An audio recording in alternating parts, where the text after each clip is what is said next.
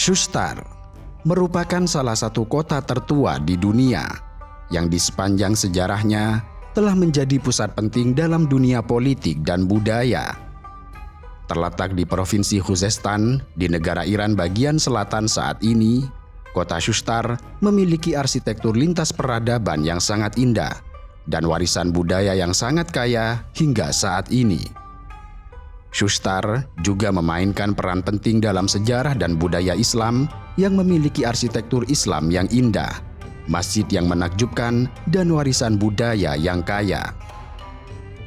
Cuaca di kota Shustar memiliki musim panas yang tingkat kepanasannya bisa mencapai di atas 50 derajat Celcius, serta musim dingin yang sejuk dan hujan. Hujan salju di kota ini merupakan peristiwa yang sangat langka. Namun pada tahun 2020, untuk pertama kalinya, kota Shustar mengalami hujan salju yang membawa kebahagiaan bagi penduduk kota ini. Secara keseluruhan, Shustar adalah kota yang memiliki banyak daya tarik sejarah dan budaya, tidak hanya bagi orang Iran, tetapi juga bagi banyak wisatawan internasional. Dengan adanya sistem pengairan kuno dan bangunan-bangunan masjid indah, kota ini membanggakan jasa-jasanya yang telah berperan penting dalam kebudayaan Islam hingga saat ini. Namun, yang tidak kalah penting bahwa Shustar menjadi latar dari kisah penemuan jasad Nabi Daniel pada masa Khalifah Umar bin Al-Khattab. Jasad Nabi Daniel belum terkubur selama 1200 tahun dan masih utuh, sehingga Nabi Daniel dimakamkan oleh umat Islam pada tahun 21 Hijriah atau 640 Masehi. Sehingga terdapat ungkapan dalam sejarah Islam bahwa Nabi Muhammad SAW bukanlah nabi terakhir yang dimakamkan, tetapi ada nabi lain yang ditemukan dan dimakamkan setelah Nabi Muhammad, yaitu Nabi Daniel yang pernah menyampaikan kabar tentang kedatangan Rasulullah sebagai nabi terakhir. Shustar merupakan salah satu kota tertua di negara Iran yang sejarah pemukimannya dimulai lebih dari 4.200 tahun sebelum Masehi. Kendati demikian, jejak pertama yang ditemukan di beberapa desa sekitarnya terdapat tanda telah berpenghuni sejak tahun 7000 sebelum Masehi. Mereka telah meninggalkan jejak kehidupan yang kini telah ditemukan dalam bentuk berbagai artefak kuno.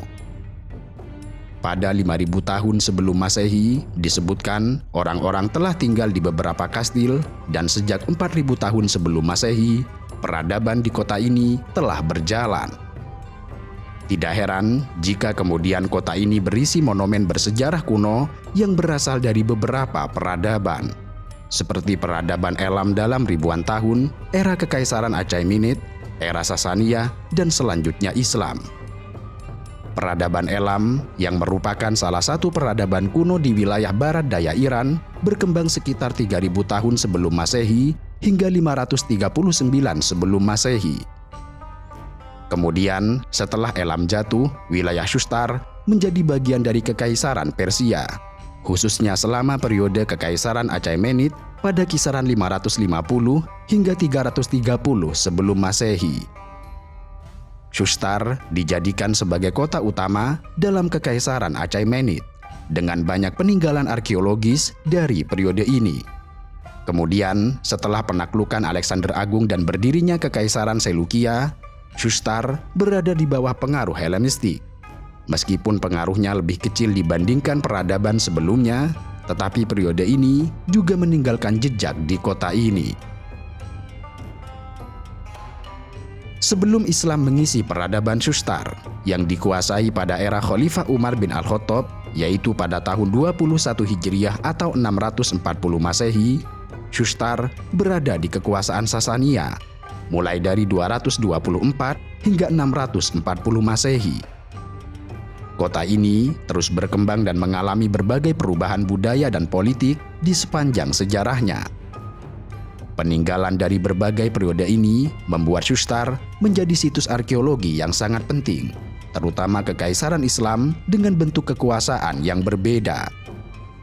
Saat ini, kota Shustar telah memiliki reputasi internasional yang luas karena kepentingan sejarahnya.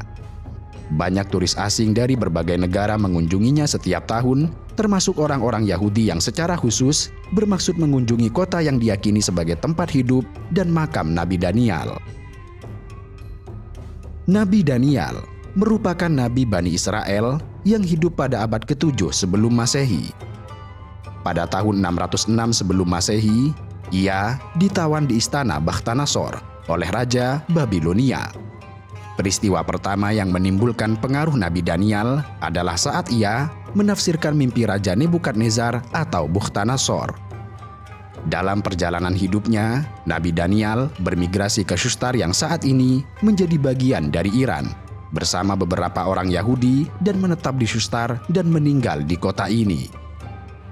Nabi Daniel seringkali didatangi oleh orang untuk berdoa kepada Allah di saat kesulitan dan kebutuhan masyarakat, terutama agar Allah menurunkan hujan dan karunia. Nabi Daniel juga memberikan 2 kabar gembira. Yang pertama tentang Nabi Isa dan Injil, dan kedua tentang Rasulullah serta Al-Quran, bahkan menggambarkan Rasulullah dan umatnya secara detail. Konon, sebelum wafat, Nabi Daniel berdoa kepada Allah agar dikuburkan oleh salah seorang dari umat Nabi Muhammad, sehingga ketika ia wafat, keluarganya meninggalkannya tanpa dimakamkan.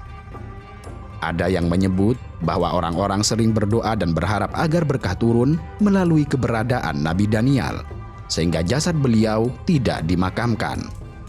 Selama ratusan ribu tahun, saat masyarakat Shustar merasa kesulitan hujan, mereka pun meminta hujan di samping jasad Nabi Daniel. Selama rentang waktu itu, jasad Nabi Daniel masih utuh, dibiarkan terbaring, dan saat ditemukan pada era Khalifah Umar bin Al-Khattab, jasad beliau seperti baru wafat kemarin, padahal sudah wafat 1200 tahun sebelumnya. Dikisahkan pada tahun 640 Masehi atau 21 Hijriah, Khalifah Umar bin Al-Khattab mengirimkan pasukan besar untuk melawan pasukan Persia di bawah pimpinan Abu Musa al-Asy'ari. Saat itu, sejumlah kawasan Persia telah banyak dikuasai umat Islam, termasuk kota Madain yang menjadi ibu kota dari Persia.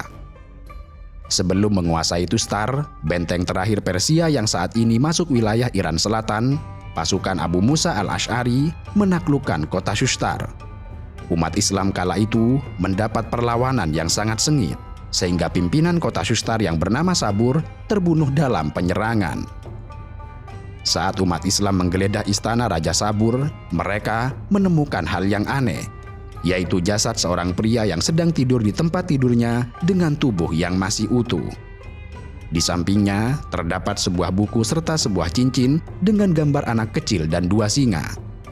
Abu Musa al-Asy'ari kemudian bertanya kepada penduduk tentang pria tersebut, dan mereka memberitahu bahwa pria tersebut telah meninggal lebih dari ratusan tahun yang lalu. Abu Musa al-Asy'ari kemudian mengirimkan laporan perihal temuannya kepada Khalifah Umar bin Al-Khattab di kota Madinah. Dan konon Khalifah Umar kemudian mengetahui bahwa jasad pria tersebut adalah seorang nabi dari Ka'ab bin Al-Akhbar, seorang ahli kitab yang banyak mengetahui sejarah nabi-nabi terdahulu. Khalifah Umar kemudian memerintahkan Abu Musa al-Asy'ari untuk menggali 13 kubur di pagi hari dan menguburkan Nabi Daniel di salah satu kubur tersebut pada malam hari. Dengan demikian, doa Nabi Daniel akhirnya terkabul, yang memohon agar dimakamkan oleh umat dan sahabat Rasulullah.